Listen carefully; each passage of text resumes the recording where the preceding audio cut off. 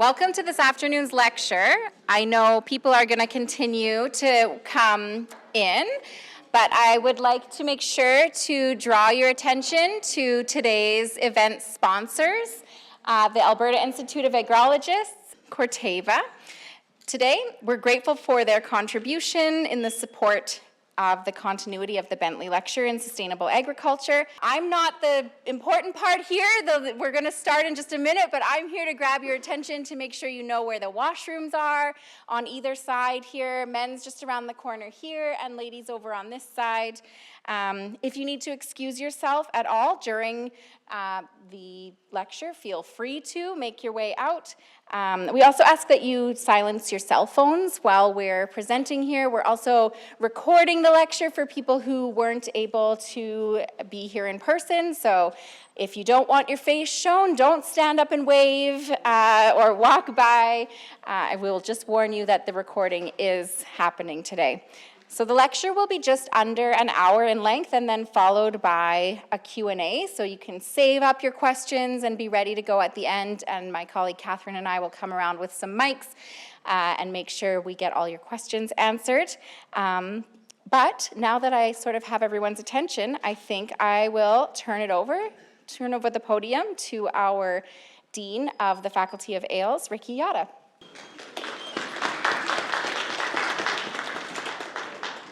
Well, thank you, Kathleen, and thank you, everyone, for joining us tonight.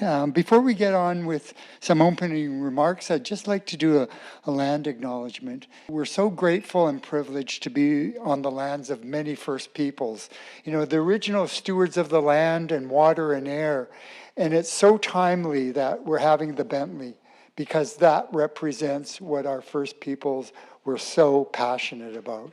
And so here at the University of Alberta, we're on the lands of the Treaty 6, 7, and 8 peoples, and also of the Métis and Inuit nations. So I'd like to just acknowledge the contribution that they've had. I came from BC about a year and a half ago, and I was very privileged to work with the First Nations community at the University of British Columbia. And I learned a lot, and I hope to continue to learn a lot from our First Peoples. I want to say one thing. I want to thank Edmonton Weather for accommodating my clothing. It was a bit of a challenge 2 weeks ago. Dale, minus 20, and then with the wind it was like a minus a bazillion. But I suffered through and wore my shorts. My wife was ready to say, young man, you go upstairs and change, but she knows how stubborn I am, so I ended up wearing the shorts. But on behalf of our faculty, Agriculture, Life, and Environmental Sciences, I'm pleased to have you here to learn about the wonderful things our staff and student are doing. I had the opportunity to go up and down the hall, and I was so impressed with the kind of research that our students are doing along with their advisors. So thank you to all of those students and staff and advisors who were there to show us your posters. I understand, Guillermo, there's a competition and that you'll be announcing the winners or winners, after the presentation. So for the students in the audience, stay tuned.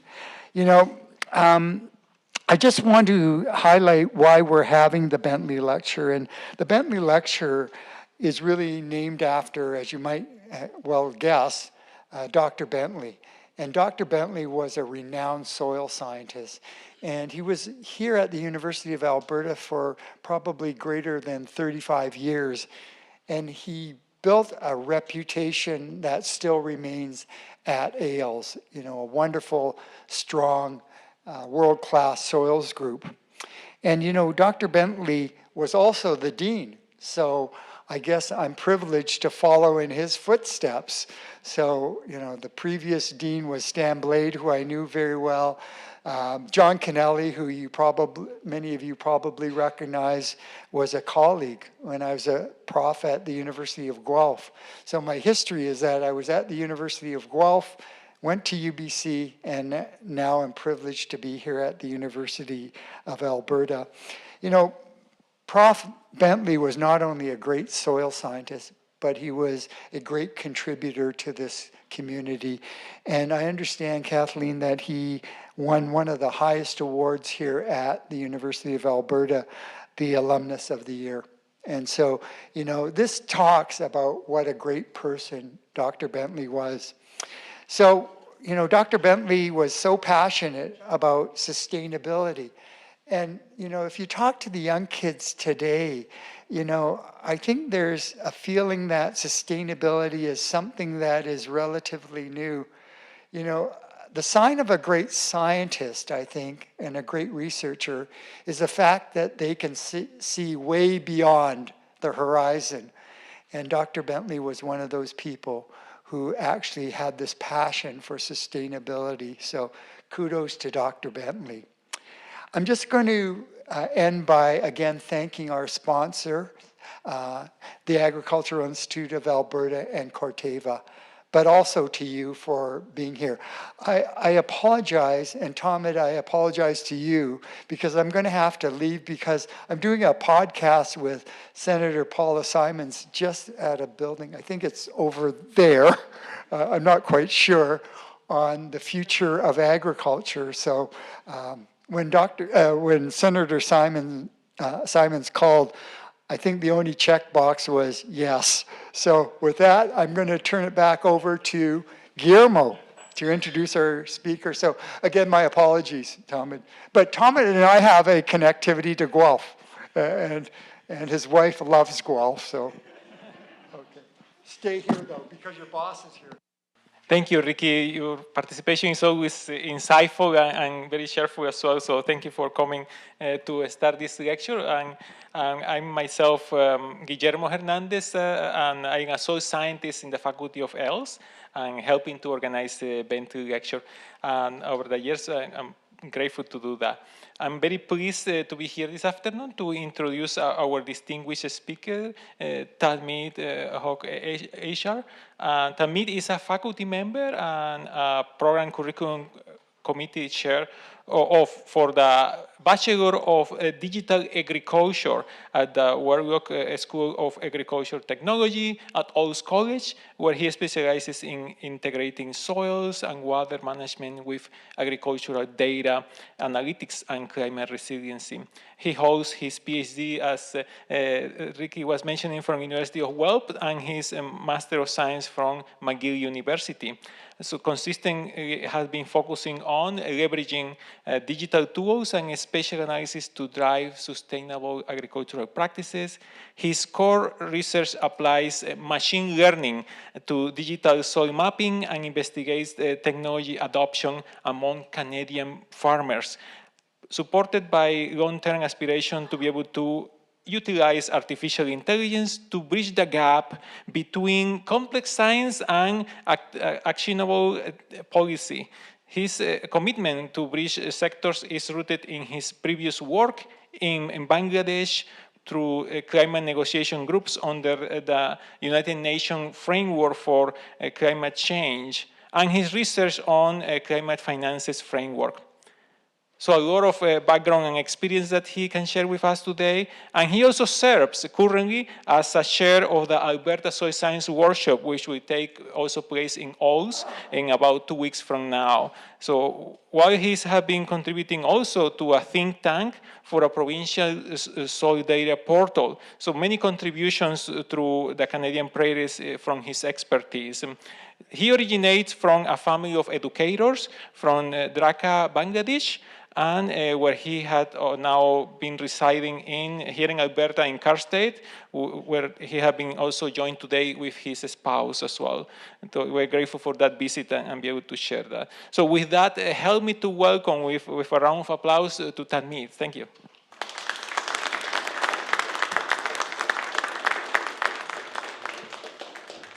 Thank you, Guillermo and Ricky, for such wonderful introduction and this warm welcome. First Bentley Lecture attended in 2021, just the building across over there, Lester Hall, which was done with the Canadian Society of Soil Science conference. So now I'm here as a speaker. It's a big honor from a kid. I can not use the word kid anymore, but a kid from Dhaka, Bangladesh. So thank you for inviting me over here, and thank you to the sponsors to make this yearly talk happen. As Ricky already mentioned about the land acknowledgement, I also would like to acknowledge Olds College, as we are located in the traditional territories of Niitsitapi and the people of Treaty 7 region in southern Alberta, which includes Siksika, Piikani, and the Kainai, and the Tsuut'ina and the Stoney Nakoda First Nations. And the area is also home to Métis Nation of Alberta District 3. And on top of that, I'd like to acknowledge the land that I'm born and brought up from. I'm from the other side of the world, in a small country called Bangladesh, where the area would be 1/4 of Alberta, but we have 177 million of people. And among the land that we have, 72% we use it for agricultural purpose, and directly or indirectly, around 80% of the people are involved into agricultural activities. We are blessed by the alluvial silt that's coming all the way from the Himalayas that is recharging the soil every year and allowing us to produce the crop that we need for our survival. So since I was a kid, I was just volunteering with my dad for different development projects. I understood the value of soil, the value of land, and how important it is along with water. That motivated me to study about it, to work about it. Now I'm a soil scientist or environmental scientist trying to learn coding. So if you see that, Alberta has 32% of our agricultural soils compared to Bangladesh. And the population in Alberta is roughly 6 million. That's pretty much close to the same population of the city that I grew up with. My running joke is I was born and brought up in a block of 6,000 people. Now I live in a town of 6,000 people.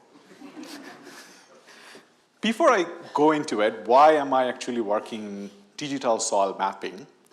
Kind of want to lay the ground a bit.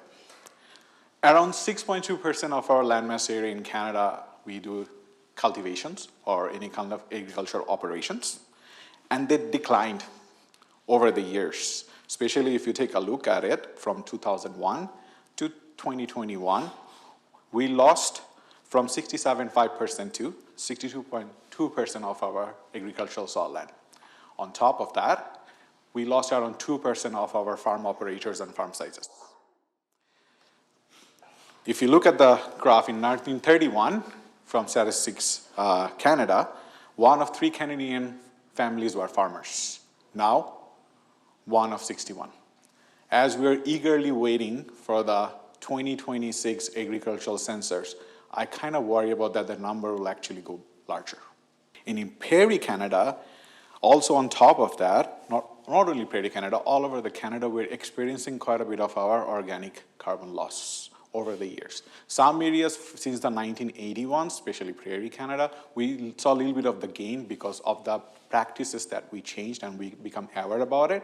But overall, if you look as a country, we are losing quite a bit of our soil organic carbon throughout the years. Not only that, around 20% of our agricultural land, they are high risk of any kind of soil and water erosion.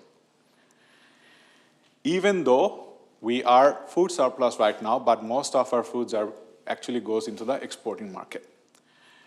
But if you look in the domestic case, actually we are losing the food production for our own people, and because we are directly not competing with the exporting market. Then let's take a look a little bit of our demographic information about the farmers. Look how the average age, every 5 years they're doing this survey, it's keep increasing. And they predicted that, FCC predicted that by 2030, around 30% of our farmers will retire. So there is a huge gap between the young farmers and the experienced farmers. And that knowledge transfer, because I talked to a bunch of my students at the college, they come from a farming family, they are not that keen to go back to their family farm because they don't want to take the burden of all the farmers are going through with different soil degradations and financial burdens and competing with the industrial agriculture. Then, based on that, why we're seeing this, there was a survey was done by Canadian Agriculture Human Resource Council Stakeholder Survey in 2023. They pointed out there is a shortage of qualified and skilled workers, difficulty attracting young workers, and difficulty retaining qualified skilled workers. On top of that, they also say that we need new skills. We need people to improve the skills of the worker, and also the education system is not meeting the needs of the agricultural industry. Now, the projection is by 2030, we'll have a labor gap in the agricultural field around 100,000. So there'll be 100,000 jobs be posted, but there'll be no people there to actually work for it. So what is the solution? Definitely there are plenty. One of the solutions that actually we're leaning more and more towards is utilization of machine learning and AI and machinization to fill up that labor gap. Because with fewer younger farmers entering the sector, it is emerging as a critical force, and we are increasingly turning AI not as a luxury, but as a necessary. On top of that, this labor gap is becoming one of the biggest drivers of any kind of automations or machine learning applications. So this is the tagline that I was playing with quite a bit. Then AI kind of helped me with generating this image, because I tell them, okay, can we start with the tagline like, yeah, when skilled labor is scarce, technology becomes the new farmhand. Can we make ourselves efficient? Can we actually utilize or leverage the potential of AI and machine learning and to fill up the gap, and also to attract the young farmers to come back into the industry? Just quickly, I'm going to go over 3 terminologies between deep learning, machine learning, and artificial intelligence. Before I go over my topic, these three informations are a little bit important to understand and differentiate.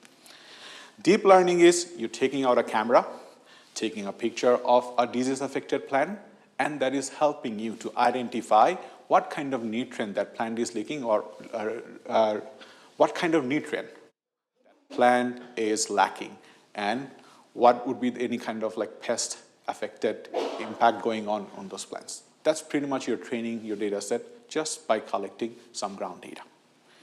And then based on that, machine learning, they're predicting your crop yield based on your historical weather data, your soil data, and your previous yield data. And they're trying to find a pattern out of it so that it can give you some direction or some prediction. What will happen in the next few years based on all the previous data that they collected.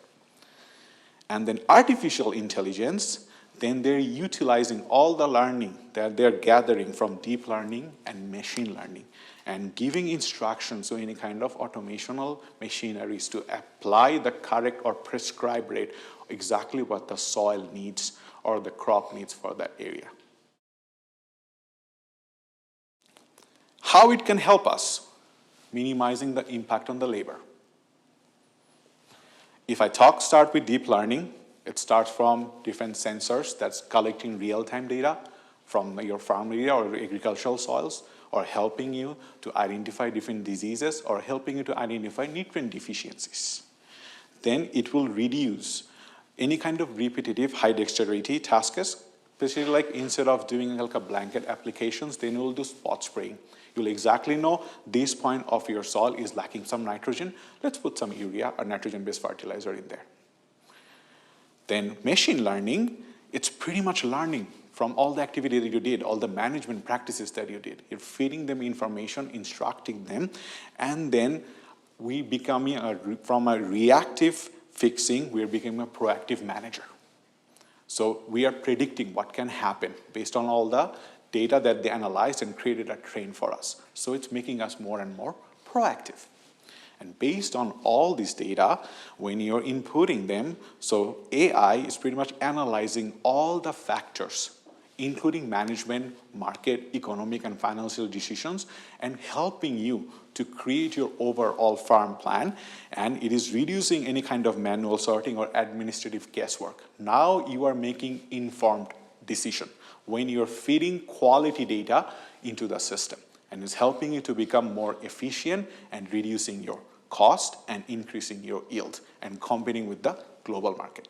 To do that, so what are the potential for it? We're already using remote sensing using different satellite images and drone images to provide different multispectral data of the soil moisture, organic matter, health assessment. Spectroscopy is really popular right now because it is actually helping us to not to go to the lab and spend countless hours sorting through the soil samples. It's helping us to actually analyze the soil faster. Because some of the soil informations, they are very time demanding. You probably need it by yesterday. So the spectroscopy, Direct Mechanisms Lab, Mass Lab, they're working on it. So they are trying to figure out how can we use spectroscopy and especially machine learning to actually analyze this large data set and make our life easier and have results quicker to help the farmers right away. Then historical data, like we have conventional legacy database, which is a storage of a lot of soil information, dates back to 1920. So all these data are gradually digitizing, they're digitizing this data. We have this historical data, we have the climate data. In Alberta, we have this amazing digital elevation data. So we have all the information over there, and machine learning is actually helping us to analyze them, store them better, and sorting them better. So a lot of manual groundwork. I wish it was there at the beginning, especially I was the one who was doing my PhD work, because some nights I felt like banging the keyboard when I was looking at the abyss of the data set that I had in front of my lab PC. But now I kind of realized like this has the potential to help me to organize this data better.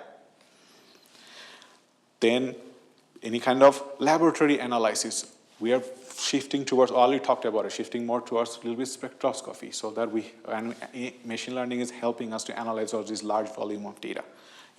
Probably you saw the poster presentation of John that he's trying to analyze using spectroscopy of the archive samples that we have in University of Alberta so that we can actually have better mapping system.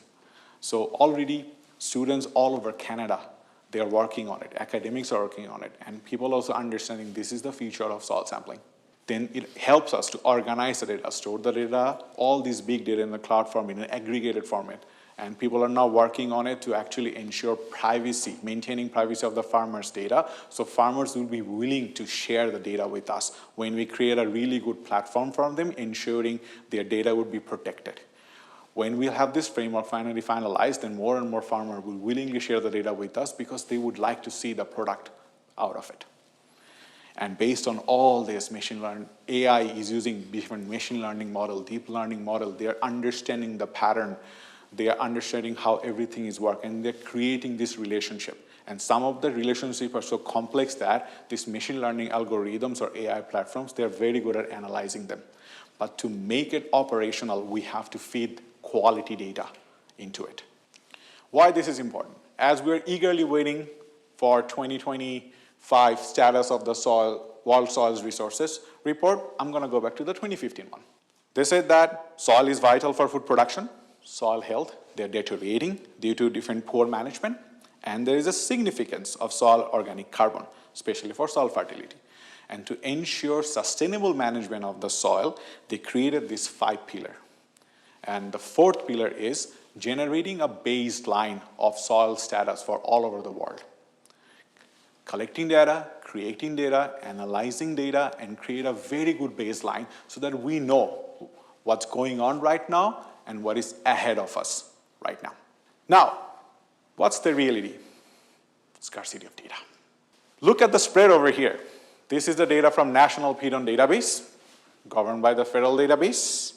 All the data are on the southern part of Canada, especially in the prairies and on southwestern Ontario and Quebec. Some of the data dates back to 1920. Some of the areas, the last survey was done in the 1990s.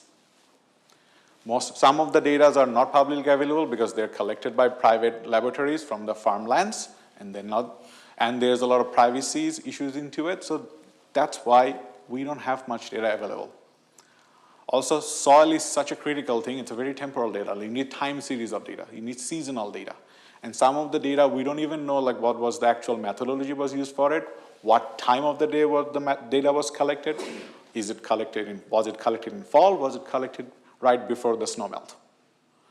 So there's a lot of uncertainty with this data, but this is still a very good base for us to start with. Why we have this scarcity of data?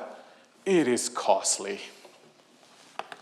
To do any soil site, you need minimum $500 per soil sample point to analyze data that we require for any kind of agricultural soil operations.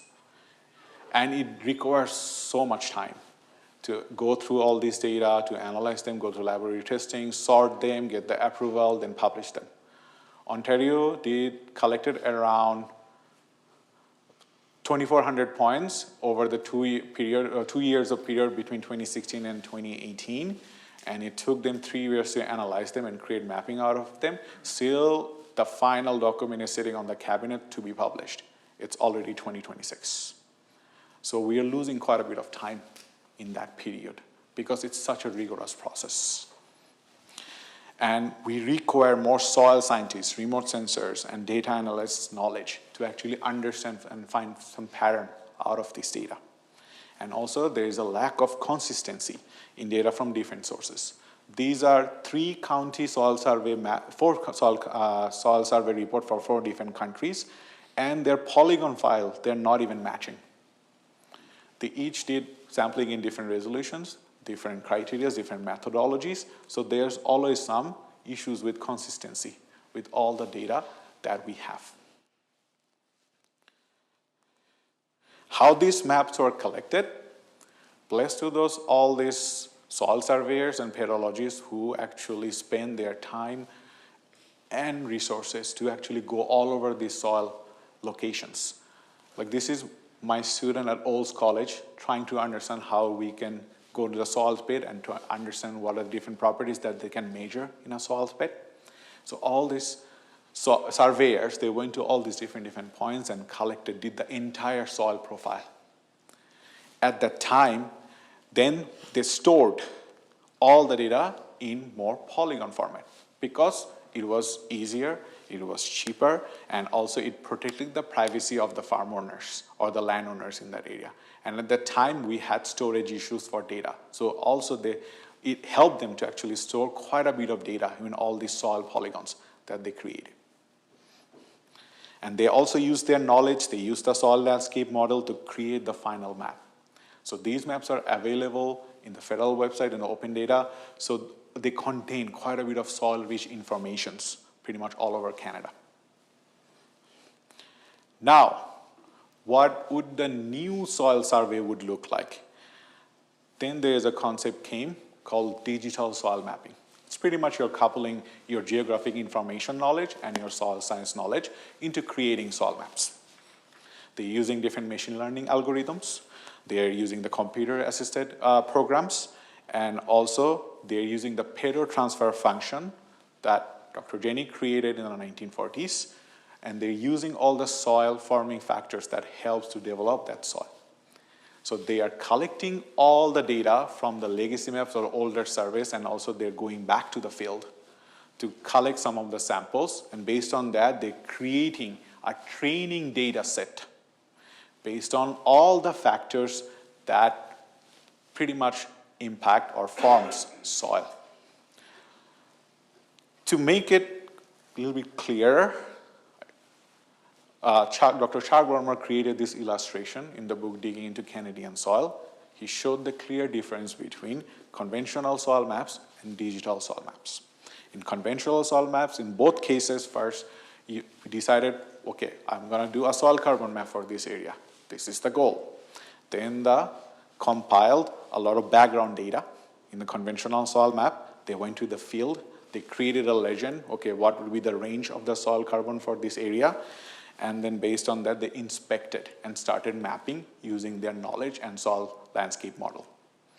And based on that, they correlated their map with the actual field data, and finally, they published the map.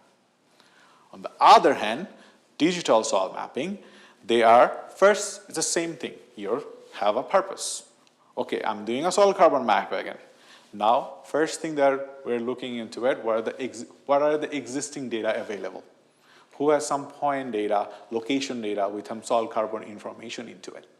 We're compiling them, all this data. Then we are inspecting. If you get some field inspection data, or if you have the opportunity to collect some samples, we're going there, collecting some samples and compiling all the data sets together. Then we're training the data set. How we are training the data set, then we're trying to figure out what are the informations that I have. Do I have informations about the elevation of the land? Do I have information about the climate of that area? Do I have information about what kind of land use that they're doing? Which side of the hill they are? They're collecting all this information and trying to pattern, like for each soil carbon sites, what would be the elevation? What would be the climate? What would be the soil texture? And they're creating or training the data set, creating a really nice relationship. They're using multivariate analysis to examine all this complex relationship, and machine learning algorithm is actually, they're pretty good in understanding this relationship and trying to identify the pattern out of it. And based on that, they're using geostatistics and pedotransfer functions, and finally, they're predicting what's the possibility for that exact location to have that exact soil carbon number, or what would be the soil series of that exact location. And based on that, they're also using some field data and doing some validation. Okay, I created my map.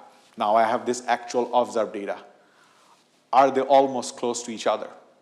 They're using different validation methods. They are creating some uncertainty map just to show like, okay, I am 90% sure this area will have lone pine soil series. Some areas, okay, maybe I'm 10%. I might have to go back and collect more data to train my model well so that I can actually have an accurate, correct, predicted map. And finally, they are evaluating, after the evaluating the map, they are publishing and producing the final map. There is cutting down quite a bit of manual process or time that we did in the conventional soil mapping, and also you require quite a bit of less resources.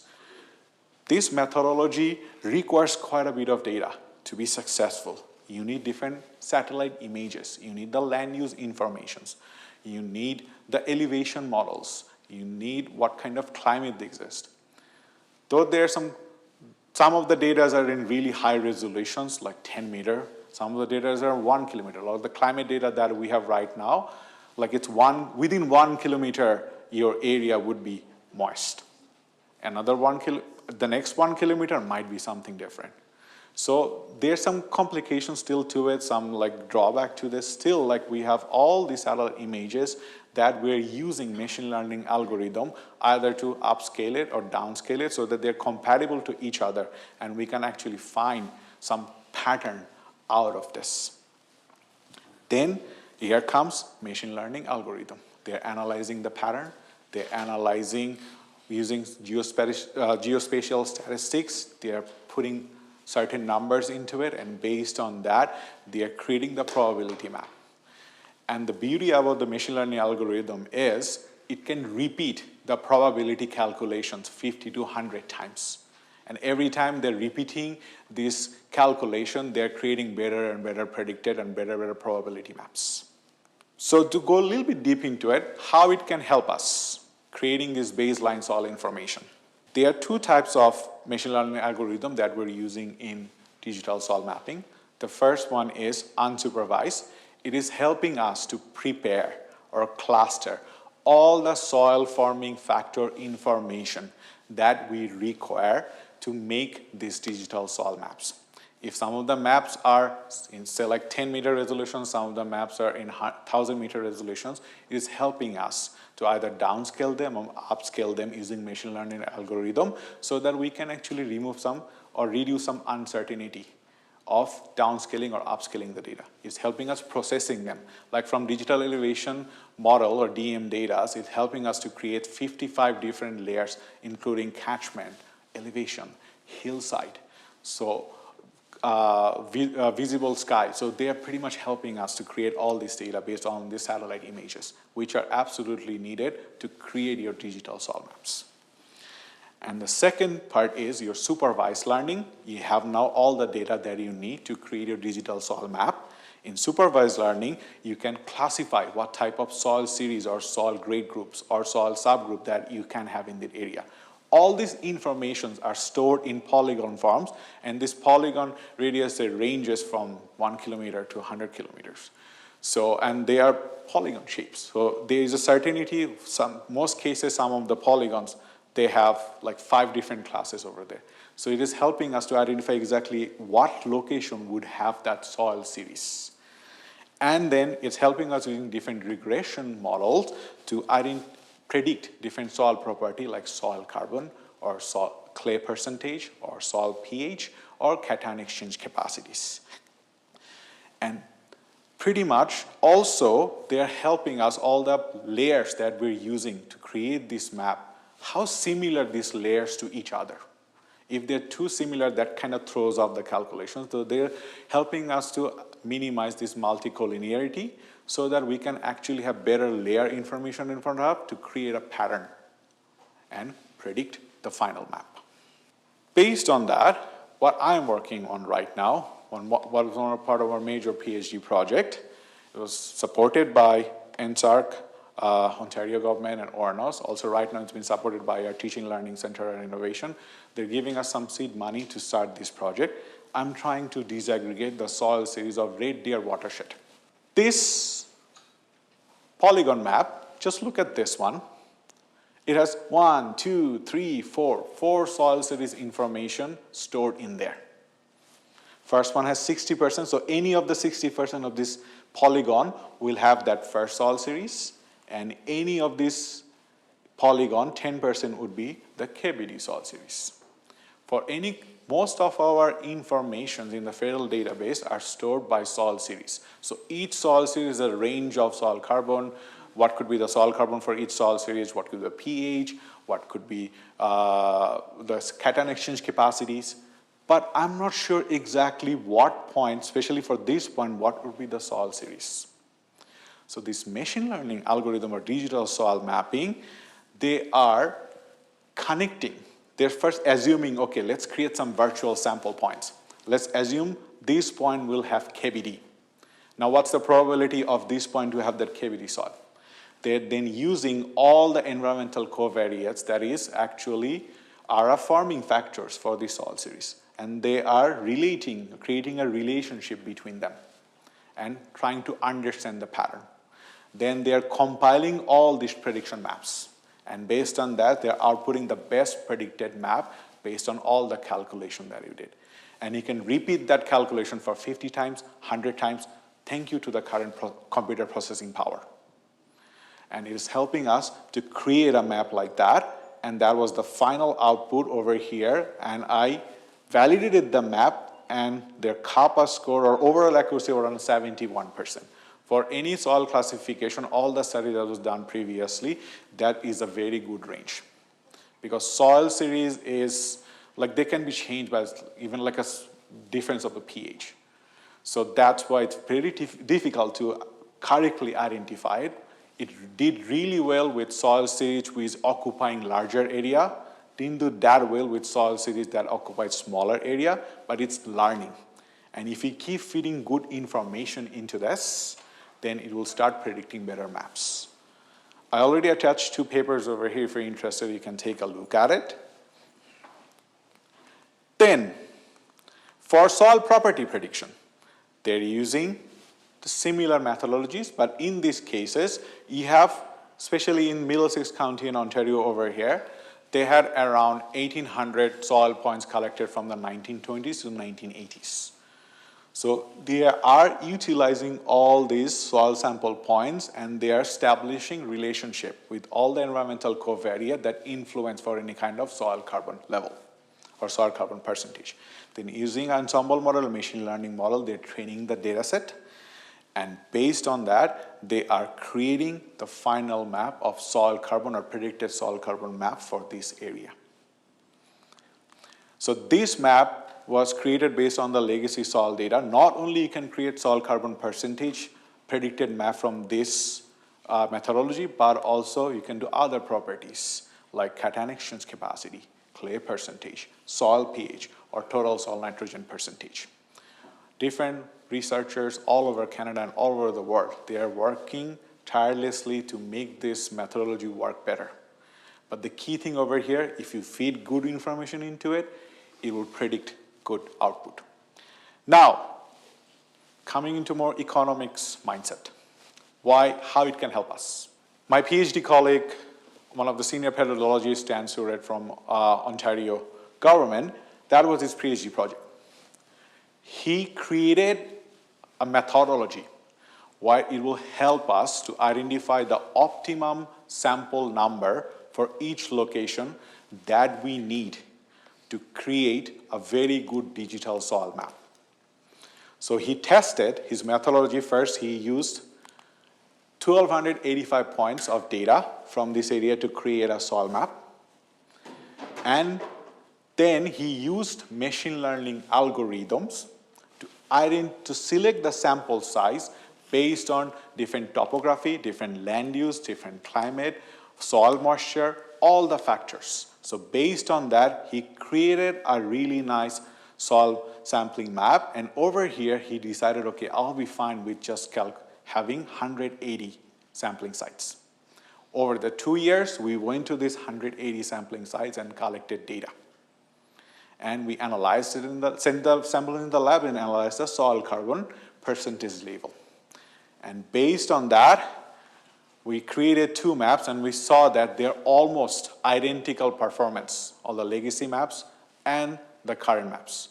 We only included the digital elevation models over here. We didn't, and the land use. We did not incorporate other data much, so there was like a test just to see how they perform. And they did really well.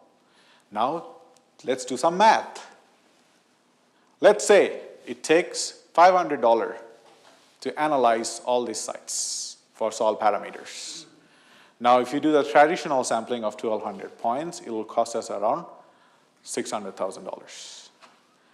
Then, based on when you create a sampling size based on using the machine learning algorithm, it actually represents your entire areas of soil better because it's calculating all the relationship between all the environmental forming factors. You're spending around $90,000. Not only you're saving money out of this, you're saving time. You're saving time, you're saving energy, and right now, within 1 or 2 years, instead of 5 years, you will be able to provide a really good map of soil carbon of this area. Attach his paper over here, please take a look at it. He's an absolute genius guy, and the future soil sampling will look like this.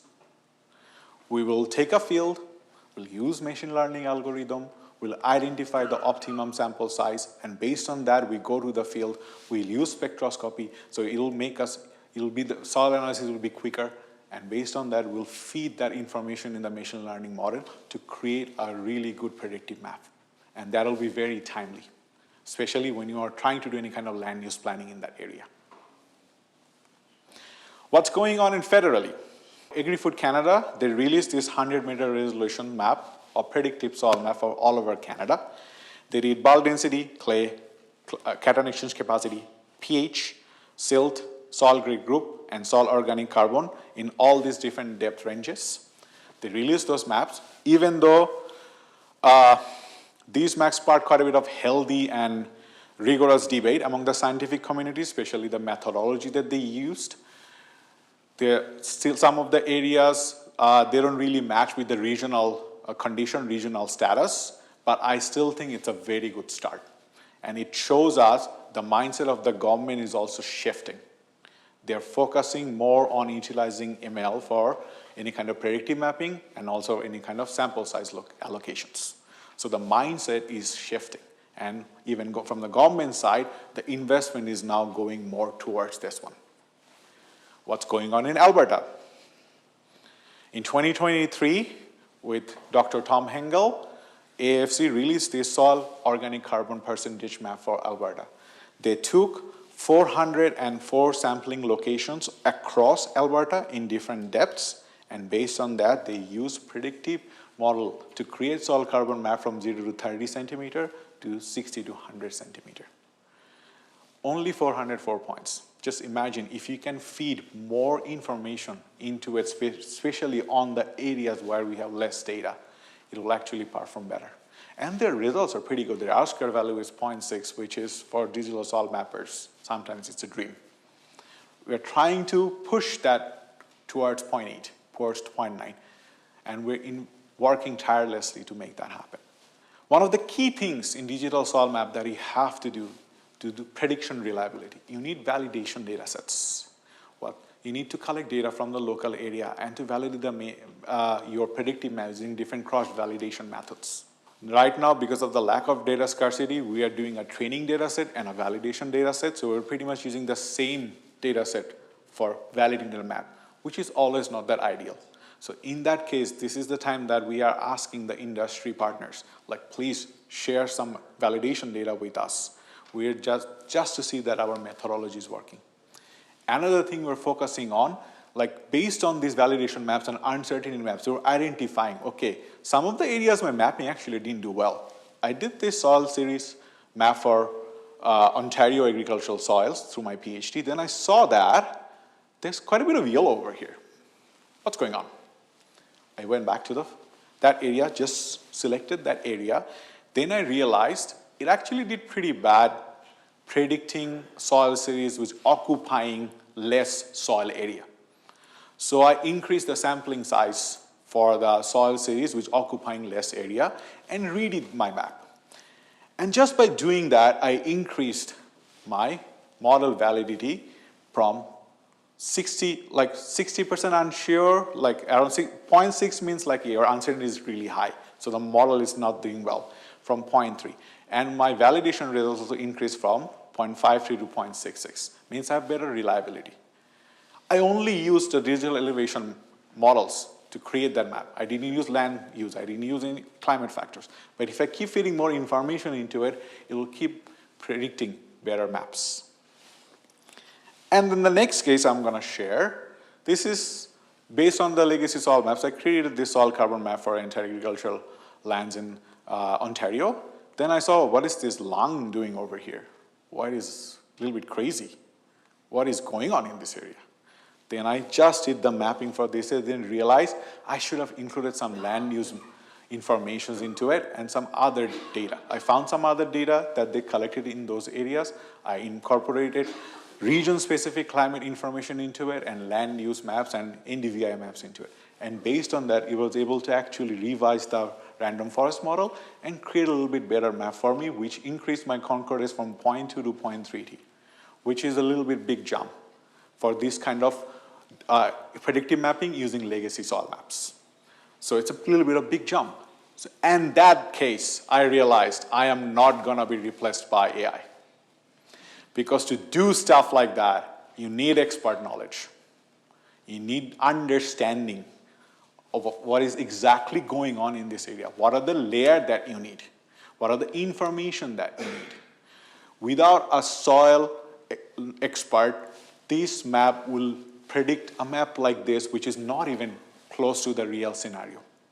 To create a better map, you need your expertise into this. So then I was like, okay, maybe I can be a soil coder now. I'm already training as a trained soil scientist. Maybe if I learn the coding a little bit better, I will be able to actually create maps like this. That made the transition for me. Finally understood the importance of this methodology. There are some other applications going on all over Canada. I only focused on a few of the specific articles right now. They're already published. We're focusing on soil property forecasting. We're focusing on nutrient management, soil carbon sequestration, and any kind of large-scale land manning. Still, they are a little bit limited within the academic research area, but it's expanding. I saw different industries, now they're moving towards digital soil mapping. They're trying to create a platform so that and some of the consultancy firms, I saw two groups, they're trying to pitch us like what's the importance of it. I was like, yeah, this is very interesting. And the industry is slowly growing and trying to understanding the importance of this and the benefit of this. Now I'm going to shift towards a little bit what we're doing in the college. We're one of the top research college in Canada because we are blessed by all the lands that we have, and we're doing different trials over there. Just day before yesterday, we released our Smart Farm Impact Report. I included that QR code over there, like how we are helping the farmers in the community surrounding area with our research activities. We have research pretty much ranged from livestock to crops to soil health, even just present the data well. Wetland restorations, all the floating wetland island projects. So we are focusing quite a bit of different range of different agricultural research. And based on all the smart farm that we have located close to our campus, and few of the farms are located in Saskatchewan, we are collecting real-time data. Using most of our machineries, they're equipped with sensors. They're collecting the data in real time. We have a weather station over here. We have different IoT sensors. We're collecting all this real-time data. Right now, most of the data, we're using it for educational purpose. So our students actually use these real data sets to learn about data, to learn about data management, to learn about the relationship between the input and the output. To present this data and protect the privacy, especially some of the soil data are funded by industry projects or they are in private farmlands. Under the leadership of our colleague, Dr. Filippi, we started this concept called hyperlayer data concept. Over here, this process kind of allowing us to virtually present the soil information and the relationship with the soil properties with our crop yield for all the fields. This is a picture of one of the fields in our Saskatchewan farm, and we are trying to establish relationship using different machine learning algorithm. Especially, we are trying to predict what would be the condition of the soil in the future years. It's close to ready, besides some specific areas actually doing quite well between the observed organic matter and the predictive organic matter. He's been able to actually measure it quite well. Still, we're working on it, and we are encouraging farmers, asking farmers, if you bring your data to us, we'll analyze your soil condition and what would be the future soil what will happen in the future. What will be the condition of your different soil properties based on all the management practices and fertilizer input or different seeding structure or irrigation water that you're providing. Based on that, what would be the condition? Then another project we're working on it right now using machine learning algorithm is our on-farm precision experimentation. This is one of our farm at the college. We created some checkered board plots all over the area. Then we're collecting real-time data from there. And we are creating a relationship between the wheat seeds and the nitrogen-based fertilizer applications over the last 4 years. And then we are using machine learning algorithms to analyze the relationship between what's the condition of the soil over there and what nutrient they record in this area for better crop yield. And also we're collecting crop yield data from there to create this relationship better.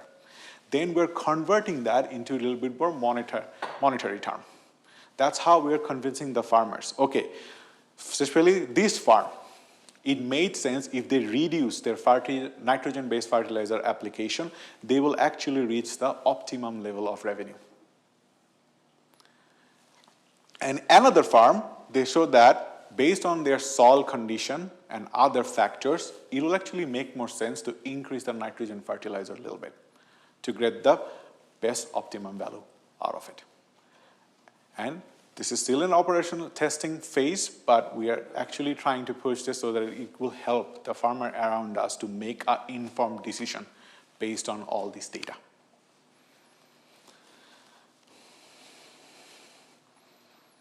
Now, it's not all rosy. There are technical challenges to implement AI and machine learning algorithms in assessing the status of agricultural soil. Different land use, changing conditions over the time. It's very difficult actually to calculate data and use the data and put it in the platform to predict better soil maps. But scientists are working on it to minimize the uncertainties, how we can minimize different uncertainties with temporal variability or spatial variability. There is quite a bit of limitations for data, especially quality data. Like I believe that the coming era would be, people will hold the most currency, will have the most quality data. We have data all over, but the quality data will be the biggest currency. Who has the quality data, and we are utilizing this quality data to make informed decision. Then integration, different resolutions, they're always an issue. Even though after inputting machine learning algorithm into it, it's not always spitting out the really good results out of it, because it's very difficult to create this integration among different resolutions of data. So there is no standardization. We have to set up a standardization for soil sample collection so that it pretty much can be used for scenario prediction for entire Canada. And then the model selection. Digital soil mapper, first thing they teach us, one model doesn't fit it all. One model will do really well for one area, but if you go 500 kilometers on the other side, a different model which performed really poorly in site 1 will do really well in site 2. So we have to then play with different models, different techniques to identify which is giving you the better predictive maps. And for that also you require quite a bit of expert knowledge and domain knowledge to identify which model is doing well. And implementation. Even though we have all the maps are ready, all the baseline information are ready, all the technologies are available to, are they going to be implemented? And by the time we'll implement it, is it too late? Maybe there's a new technology will already emerge. So there is a little bit gap into it. And why am I talking about the implementation? Based on the last census of agriculture, they did a survey questionnaire among the farmers regarding, are you adopting digital or technology in your farming practices or not? 50% or 50.4% precisely of them reported that they do not. They might use it, but they did not report that they're using technology for their farming practices or for their soil conservations. If you look province by province, sadly, we are behind Manitoba, Newfoundland and Labrador, Ontario, PEI, Saskatchewan, and national average. So the catch of the survey is it's reporting it, whether they report it. Maybe they're using it, but they did not report in the survey questionnaire that they're using technology. The 2026 survey questionnaires already, they published it a week ago. The questionnaire looks fantastic. I hope the farmers willingly participate to it, because this is a big question, like whether it is worth it to invest on this. If you invest in creating a platform and farmers not using it, then there is a big gap that we have to face.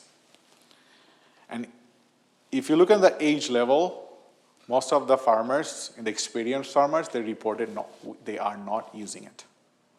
And even among the young farmers, even though the number is only 61%, they reported that they are using technology, so around 39% said that no, they are not using any kind of technology. This is a big challenge, especially when you're trying to implement AI and machine learning in agricultural soil sector. Some other challenges, yes, the cost is still high. Everything is quite a bit of high. It's like still, if when you're trying to like downscale or like do the scale adoption, still, we are still not there. It's a little bit higher cost and requires quite a bit of investment in tech and infrastructure. Also, we need high quality data infrastructure, and there is a big concern with security and ownership. Derek McKinsey, David Wisher, Miles, you're all working creating a portal, data portal for the province. But the problem is nobody is willing to share it. Everybody is concerned about the privacy issue and the ownership issue. Even though when you go towards it, then the farmers will always question, like, I want the data. If I share the data with you, would I lose the ownership? So there's big concern going on right now. That's why they're not willing to share data. And there is a lack of digital connectivity. Yes, you created a really amazing AI platform. You're pretty much directing your sprayer. Okay, this area, you do spot spraying. There is no internet. No internet connectivity. They're like blackout spots throughout highway QE2. So we have to develop more on the infrastructure. Otherwise, farmers will not be able to share the real-time data. They have to go home, download the data, upload it to the system, and then they have to wait for the agronomist to get back to them. By the time, the window for spraying is done. So we need better infrastructure for this. And there's an ethical consideration, especially we still don't have any guidelines for responsible use for AIs and also equitable access. Right now, it's only limited to who can afford it. Not regionally in Canada, but also there is a clear divide between global north and global south regarding the access of technology, regarding the utilizations of MLA. So there's always this question about this. And to wrap it up, how we can use this methodology for sustainable soil management, collaboration is the key. We need cross-sector collaborations that will drive innovation. We need to have a standardized data portal where we'll be able to ensure security and privacy of the data sharer, and that will be able to use by any modelers to create amazing maps out of this. We need pilot projects testing new technologies. Sadly, we closed total 11 sites recently federally, which were amazing resources for all this ground data that we need, or real data. So who's going to take over these facilities? Are universities willing to take over some colleges or private universities? These are all amazing plots, like Lacombe, 115 years old of station. Now, how we're going to get ground data if you keep divesting on this? And then the scale adoption requires expanding. We have to, if the model is successful, we have to expand it in different regions, not only regionally, but also globally, share each other's ideas, share each other's findings.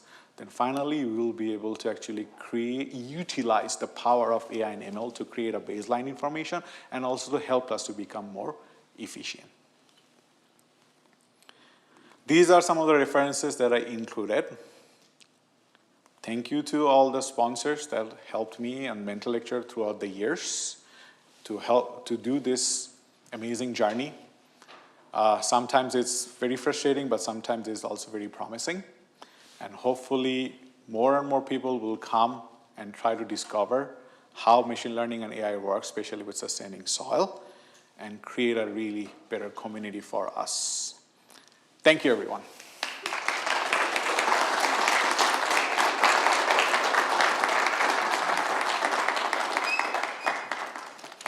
Thank you, Tahmid, for that presentation.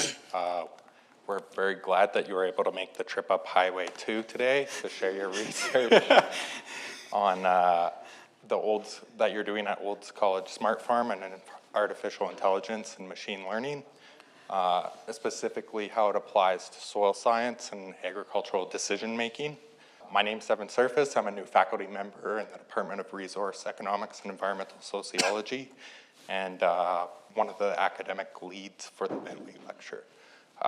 So now we have time for questions. My question's really simple. So you're predicting soil organic matter concentration in each of these sites. How big a leap is it to mapping to predictive yield? We are almost close to it because if you take a look at the globally, China is already doing it.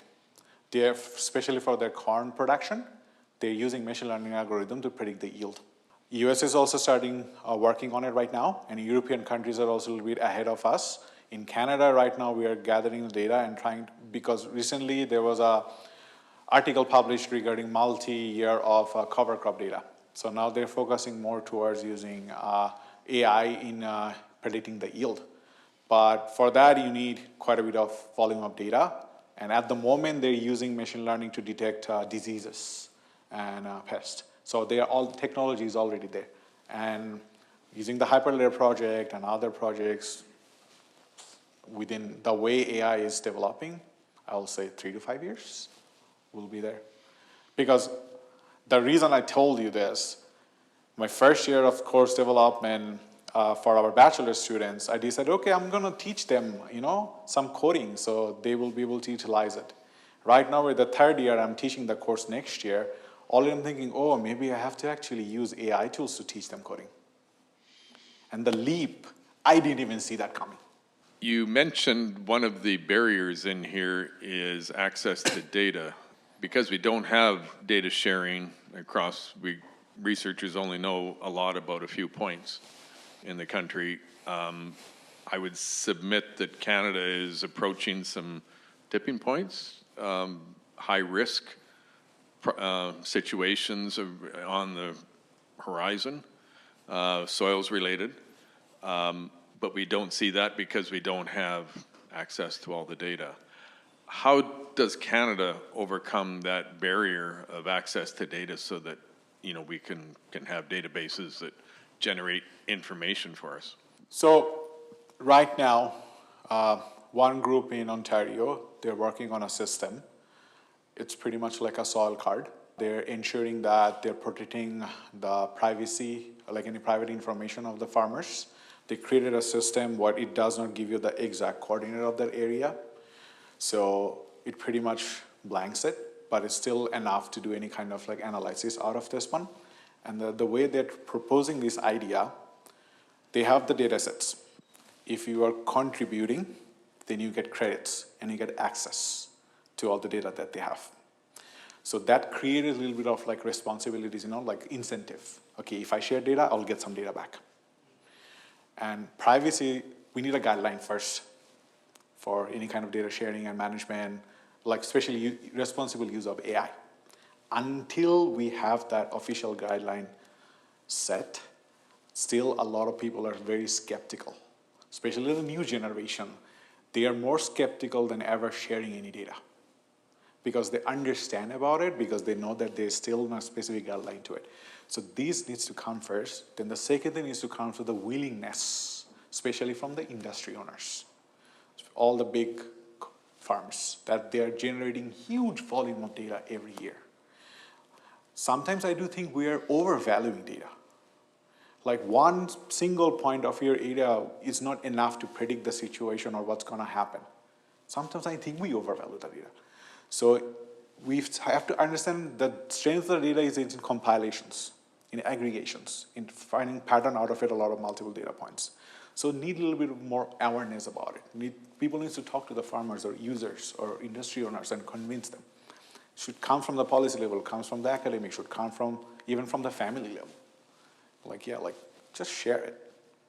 If good outcomes are coming and if there is a good guideline based, if you only have a good guideline, you can protect the privacy, this can actually help you to create or expand your business more. You're asking for soil sample data. What's so secretive about a soil evaluation report? I still don't know. Right.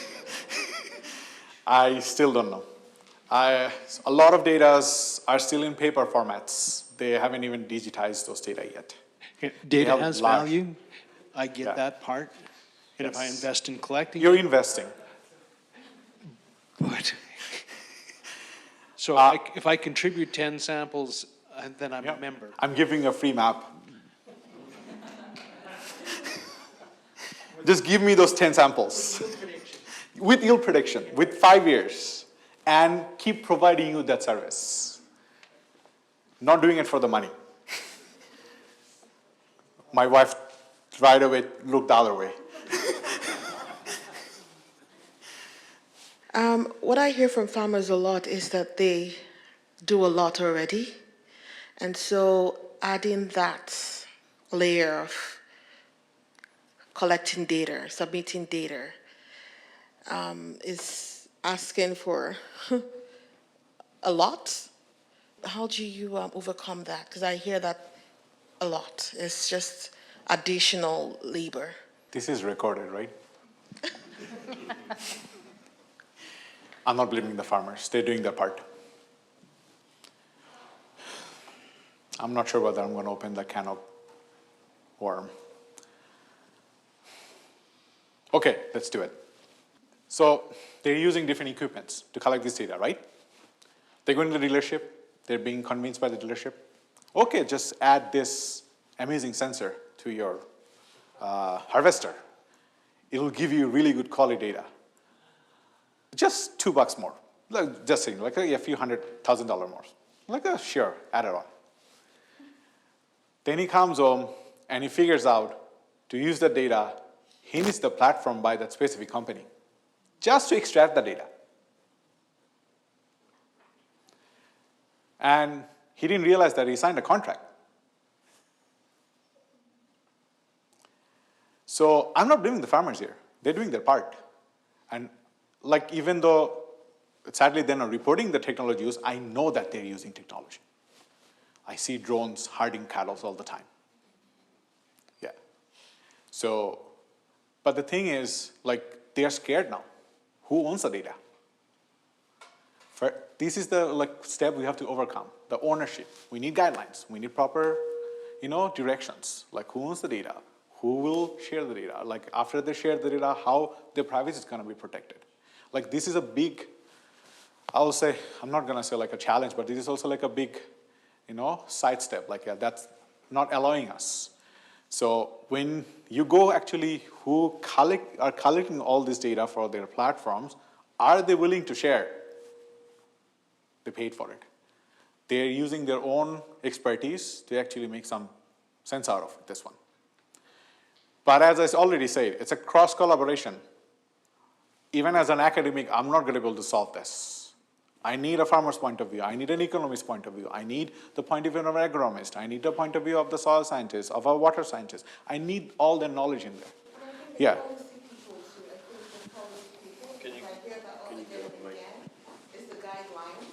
You need all the scientists, but you need the people who make the policy as well. Because, yes, if that policy is in place, then we can start to overcome. Because if that's a bigger thing, is the guideline, the policy. So let's include the policymakers and the ministers or whatever from there, in this conversation too. And write your policy briefs and send it to them. So this is something we're having a challenge with and we need to overcome with your help. Now I'm going to hold us accountable for this. Sorry. Are we better communicator? Sadly, we're not. We are not always the better communicator. We are not using the same language that the policymakers understand. So we have to bridge that gap. Like, we have to train, not train, like we have to, like when we are talking about, like any certain terminologies, are we explaining them well? Are we explaining the importance well? Yeah, like there's always debate, okay, we use global warming. Someone used the term global warming. Now like certain people are, okay, yeah, temperature is not increasing, it's really cooling down. Because instead of using climate change, we started using global warming. Like, all these smaller pieces, like when you're trying to communicate my research or communicate your research, like you have to make sure that the other person understood it. The first time I understood that I actually doing something good when I was able to explain that to my mom. My research to my mom. She understood it. She understood the importance of it. She comes from a finance background. Then she understood what is the financial and economic implications out of this one. Like, we have to communicate better. Like, we cannot always blame the policymakers. Yeah, like especially the way the world trend is going. Yeah, but still, we have to do all our parts. Yeah. So as a farmer, what's the risk to me as a farmer if I share data? That I don't understand, because the data is got to be very, very specific to location. It's not, the farmer 3 miles down the road will have different data and different information. So I don't understand what the risk is to the individual farmer about sharing their data. I can only share one example out of this one because I don't know exactly what are the other reason. So when we're collecting all the sample in Middlesex County for soil carbon, that area, the first thing we're warned, be careful when you talk about climate change. And be careful when you're talking about carbon level, because some of the farmers, they apply for carbon credit. In some cases, they apply manure over there, and some cases they have a little bit high values. So they a little bit lose a little bit out of it. So that's why they always ask me are you're not reporting that to someone else? So some other, there's a reason, some of them, some carbon crediting, some of them, they're affiliated with different programs, or like they're probably doing some trial run through like industry once. I get that part, yeah. Then there is a different big no-no. Yeah, like I'm not sharing this data to, your investors. Yeah. But the other reason, again, I think some cases we're overvaluing the data. We have to understand these data points, single points, yeah, it's not going to do anything. You need collective points to make some sense out of it. Even if you want to put that into machine learning, it needs like billions and billions of data points to understand the pattern. So that part, this is the thing this is what actually we're working on right now. One of your prof, Dr. Sabrina, she's actually working on it right now. Like what is actually inhibiting the farmers not to report in the sensors or anywhere that they're reusing technology or they're not sharing data. So we're trying to talk to them. Even some of the farmers who are sharing the data, they say, yeah, I see the benefit out of it, but I know that also only my farm point will not gonna be enough to predict the scenario for this entire region. So they're a little bit reluctant, but still they're sharing it. But I actually don't know. So I want to find out. And we are trying to like investigate. We're gonna go to different regions as farmers. Like, can you please share openly with me? Like, is that the trust factor or is it the, you invested on this and you're pretty much worried about how it's gonna affect your insurance rate, how it's gonna affect, the access to your market. Like, is it that? Yeah, so it could be multiple factors. Now I feel compelled to comment on that. I actually think that the world has changed. Like we no longer trust big organizations having our data. I'm worried about Google right now on my phone, collecting data on myself. I think it's a general trend that you don't want. But my question actually is, if you were to look at that 100-meter grid from Agriculture Canada, what is one thing that you think they could have done in their processing that you could have done better? We're changing the subject, yeah. Miles, you want to answer that? No. Collaboration. They could have collaborated with the people. They could have asked people who's already working in the local scale and involve them in making that map. Because these maps, like more than 200 factors that can affect any of the soil property data. So some of these areas which has quite a bit of the factors, like the difference between the factors pretty much influences what could be the model result. So like there could have been like a multi-years of, instead of like rushing to publish it, maybe a little bit of more accommodating more researchers, academics, and industry people, so that instead of doing the data based on only on the national peatone database, maybe collect some data from the laboratories, collect some data from local research from local institutes, so generate better data points. And some of the data date back to 1920s, and we are trying to predict the condition of today or year back. So maybe like a little bit more collaborations, a little bit more like inviting people. And even it could not be like a static process. It should be like a dynamic process. And over the year, like they're gonna keep trying to build on it.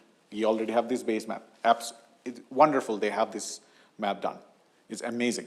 But maybe every year we go back into it and trying to fine tune it and make it better and better and better by involving different sector people. That's my only take on this one. Yeah. Was I okay, Maya? Yeah, that's great. Yeah, our last year's conference everyone talked about this, so it was interesting. Okay, I think we have time for one more question. So whoever wants to be the last. Yeah, I'll admit to being an economist. So I spent a few $1 million on a rig to put it in the ground, to take it off, and to map what I put in and what I took off. And I still need a yield response function to actually come back and discern the likelihood of yield with a set of inputs to make that pay. Yeah. And we're still at soil organic, whatever it is, because I'm an economist, I don't need Yeah. to know those, Yeah. but I have to be predictive. In the range of the predictive ability at any given time is still very broad. We have a long ways to go here. And I guess the challenge for me is you have all these guys who spent a few $1,000,000 to put it into the ground and take it off, and they're sitting on tons of data. And how many of them actually effectively use that data to make forward-looking agronomic choices? And that has to pay for the few $1,000,000 worth of investment. I'm going to answer this in a more promising way. The mindset is slowly changing. It's slowly changing.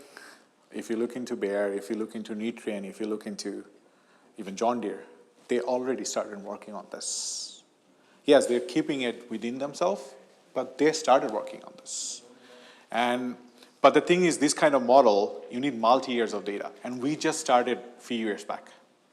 4 years of data, it's not going to help you to do any kind of prediction. So over the years, when we keep feeding the data into the system, and by that time, more and more people will actually take a hard look at it and say, this is the future. Like, you cannot ignore it.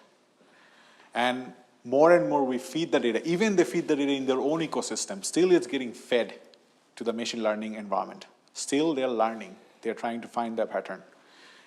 It will change. I think it will change. I'm optimistic. Let's see. I just want to see you do math.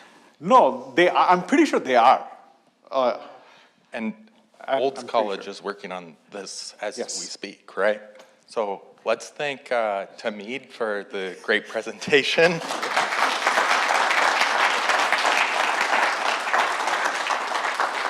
Thank you.